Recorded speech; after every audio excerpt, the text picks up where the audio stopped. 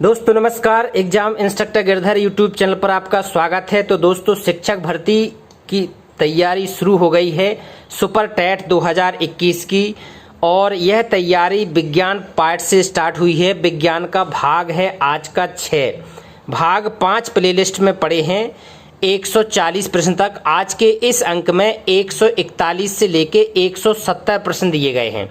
तो ठीक है, वे साथी जो नए हैं जरूर चैनल को सब्सक्राइब कर लेना, क्योंकि नियमित हमारे इसी तरह आपको वीडियो मिलेंगे। लाइक करें, शेयर जरूर करना। जो आपके दोस्त हों जो अभी तैयारी कर रहे हो उनको ये लिंक जरूर शेयर कर देना, जिससे उनका भी भला हो सके। कमेंट्स जरूर करते रहना दोस्तों। एक बात और है, शिक्षक भर्ती परीक्षा के लिए करंट अफेयर्स की साथ ही साथ सीरीज चल रही है, क्योंकि इसको अलग से तैयार नहीं कराया जाएगा। ठीक है, तो 1 जनवरी 2020 से 15 मई तक ये 9 भाग हो चुके हैं, तो आप इनको 9 भाग जरूर देख लें। आइए वीडियो करते हैं शुरू। प्रकाश ऊर्जा किस माध्यम से संचरित होती है? तो प्रकाश ऊर्जा विद्युत चुंबकीय तरंग के रूप में संचरित होती है। विद्युत चुंबकीय तरंग के रूप में ये प्रकाश ऊर्जा संचरित होती है। आगे देखते हैं, प्रकाश का कड़ी का सिद्धांत किसने दिया था? प्रकाश का कड़ी का सिद्धांत, कोई ना कोई एक सिद्धांत पूछ लिया जाता है, तो ये न्यूटन का है कड़ी का सिद्धांत, महत्वपूर्ण है ये। सूर्य से पृथ्वी को प्राप्त ऊर्जा की दर क्या है? जो सूर्य से पृथ्वी को प्राप्त होती है ऊर्जा, वो होती है 4.0 मल्टीप्लाई 10 की घात 26, 4 गुणा 10 की घात 26 जूल प्रति सेकंड। 1 सेकंड में इतनी एनर्जी सूर्य से पृथ्वी को प्राप्त होती है। ये डाटा याद कर लेना, अच्छा डाटा है, महत्वपूर्ण डाटा है। आगे देखते हैं, नाभिकीय संलयन के कारण सूर्य के द्रव्यमान की क्षति कितनी होती है? दोस्तों सूर्य से हमको एनर्जी कैसे मिलती है? नाभिकीय संलयन के द्वारा मिलती है। तो इसमें सूर्य के द्रव्यमान में कुछ क्षति होती है, वो कितनी होती है? 4.0 गुणा 10 की घात 9 किलोग्राम प्रति सेकेंड। इतना क्षति होती है द्रव्यमान की। 4 गुणा 10 की घात 9 किलोग्राम प्रति सेकेंड। प्रकाश का सर्वाधिक वेग कहाँ होता है? प्रकाश का सर्वाधिक वेग कहाँ होता है? निर्वात में प्रकाश का सबसे अधिक वेग होता है। तो दोस्तों तैयारी अभी से नियमित रूप से शुरू कर दें, नहीं तो होता क्या है कि निकलता जाता है, समय निकलता जाता है, जब फॉर्म डलने लगते हैं तब याद आता है कि तैयारी करनी है, तब तक समय बहुत सारा निकल जाता है। इसलिए कई बार अभ्यर्थी फेल होते जाते हैं। तो ऐसा ना हो, इसके लिए अभी से जुट जाओ, और 6 महीने पूरे समर्पित भाव से तैयारी करना आप लोगों के लिए बहुत ज़रूरी है। आगे देखते हैं, प्रकाश का तरंग सिद्धांत किसने दिया था? जी हाइगेंस ने दिया था। प्रकाश का तरंग सिद्धांत किसने दिया था? हाइगेंस। प्रकाश के व्यतिकरण का सिद्धांत किसने दिया था? Thomas young. जी इनके सिद्धांतों के राइटर जरूर याद कर लेना, एग्जाम में जी बार बार आते हैं। प्रकाश के व्यतिकरण का सिद्धांत थॉमस यंग। आगे देखते हैं, विद्युत चुंबकत्व का गणितीय सिद्धांत, ये किसने दिया था? विद्युत चुंबकत्व का गणितीय सिद्धांत, ये दोस्तों है मैक्सवेल का विद्युत चुंबकत्व का गणितीय सिद्धांत। आगे देखते हैं निर्वात में प्रकाश की चाल कितनी होती है? निर्वात में होती है 3.0 10 की घात 8 मीटर प्रति सेकेंड, मतलब 3 गुणा 10 की घात 8 मीटर प्रति सेकेंड। ये निर्वात में प्रकाश की चाल होती है, और एग्जाम में भी कई बार ये पूछी गई है। अच्छा प्रश्न है। आगे देखते हैं, प्रकाशीय गेज, जो प्रकाशीय गेज काम करता है वो किस सिद्धांत पर कार्य करता है? ये परावर्तन के सिद्धांत पर कार्य करता है। प्रकाशीय गेज प्रकाश के परावर्तन के सिद्धांत पर कार्य करता है। आगे देखते हैं, प्रकाश का वेग सर्वप्रथम किसने नापा? प्रकाश का वेग नापा था सबसे पहले रोमर ने। किसने नापा था प्रकाश? रोमर ने सबसे पहले प्रकाश का वेग मापा था। आगे देखते हैं, सूर्य से पृथ्वी तक प्रकाश पहुंचने में कितना समय लगता है? अभी तक हम लोग 8 मिनट पढ़ते आए हैं, लेकिन इसका एक्चुअल निकाला जाए तो 8 मिनट 20 सेकेंड के लगभग बैठता है। तो पूरे 500 सेकेंड या 500 सेकेंड इतना समय लगता है सूर्य से पृथ्वी तक प्रकाश पहुंचने में। ठीक है, आगे देखते हैं। आगे देखते हैं कि प्रकाश संश्लेषण की क्रिया में प्रकाश ऊर्जा किस रूप में परिवर्तित होती है। प्रकाश संश्लेषण की क्रिया में प्रकाश ऊर्जा रासायनिक ऊर्जा में परिवर्तित होती है। रासायनिक ऊर्जा में ये परिवर्तित होती है। आगे देखते हैं विसर्जन लैंपों में कौन सी गैस भरी जाती है। विसर्जन लैंप में दोस्तों नियान गैस भरी जाती है, नियान। नेक्स्ट देखते हैं प्रकाश के 7 रंग। जब ऊपर से जो निकलता है प्रिज्म के द्वारा तो उसमें 7 रंग निकलते हैं विबग्योर के। तो ठीक है, ये 7 रंगों में किस रंग की तरंग दैर्घ्य सबसे अधिक होती है। तरंग दैर्घ्य सबसे अधिक होती है लाल रंग की। लाल रंग की तरंग दैर्घ्य सबसे अधिक होने के कारण जब सूर्योदय और सूर्यास्त होता है या फिर कहीं खतरे की जगह तो हमें लाल ज़्यादा देर तक दिखाई देता है, जल्दी दिखाई देता है, क्योंकि इसकी तरंग दैर्घ्य सबसे अधिक होती है। ठीक है, तो खतरों के स्थानों में भी इसका लाल रंग का प्रयोग किया जाता है।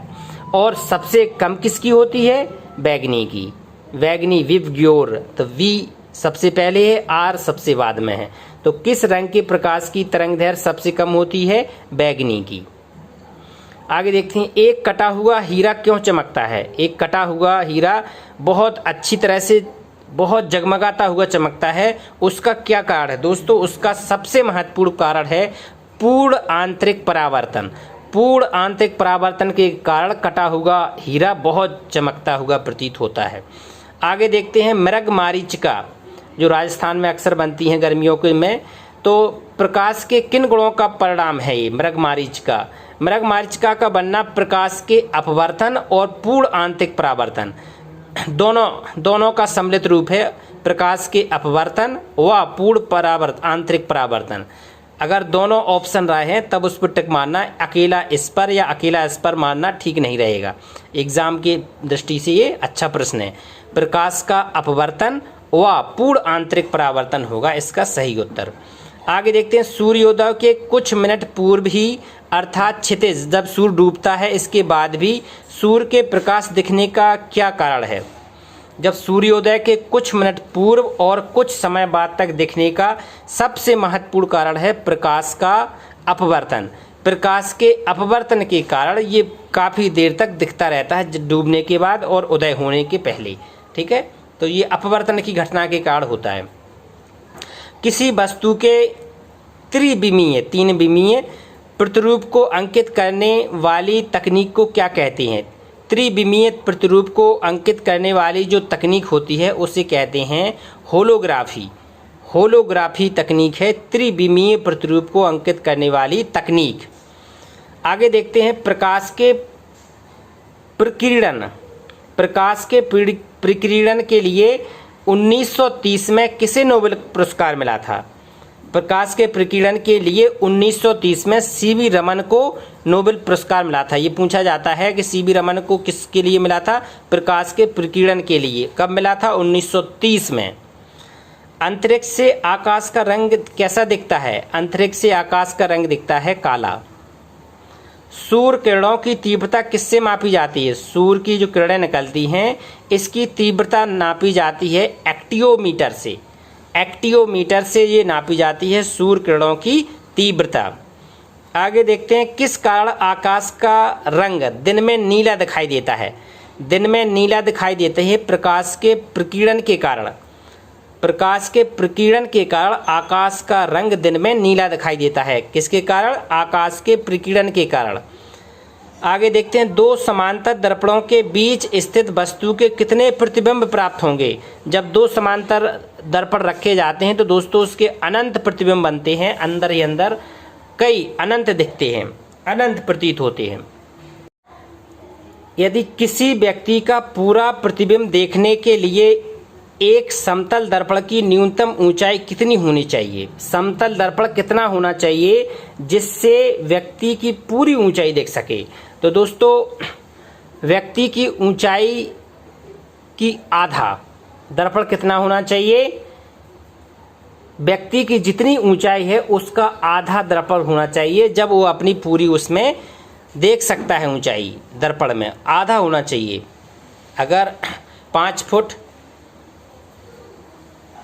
है तो मतलब 2.5 ऐसे आधा होना चाहिए। स्पष्ट दृष्टि की न्यूनतम दूरी कितनी होती है? 25 सेंटीमीटर। 25 सेंटीमीटर होना चाहिए ये दूरी, तभी वो स्पष्ट दिखेगी। स्पष्ट दृष्टि की न्यूनतम दूरी वस्तु कितनी है? 25 सेंटीमीटर। आगे देखते हैं, दूरदृष्टि दोष निवारण हेतु कौन सा लेंस प्रयुक्त किया जाता है? दूरदृष्टि दोष के लिए उत्तल लेंस लगाते हैं। उत्तल लेंस, उत्तल को अभिसारी लेंस भी कहते हैं, अभिसारी लेंस या उत्तल लेंस। तो दूरदृष्टि दोष में दूर की वस्तु साफ दिखती है और दूरदृष्टि दोष